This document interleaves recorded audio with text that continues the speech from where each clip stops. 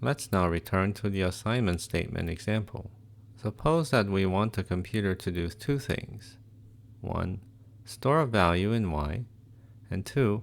Add y and 5 and store the result in x. The two corresponding statements are y equals 7 and x equals y plus 5.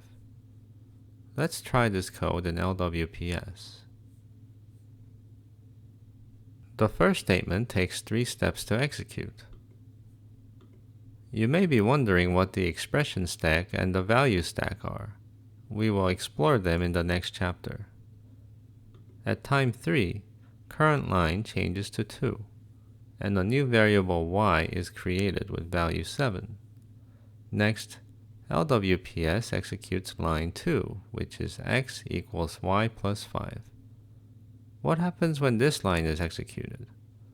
Since 7 plus 5 is 12, we expect a new row to be created under the variables map with x set to 12.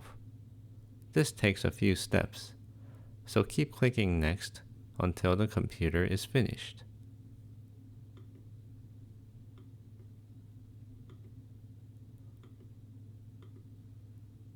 The variables table is eventually updated with a new cell for x.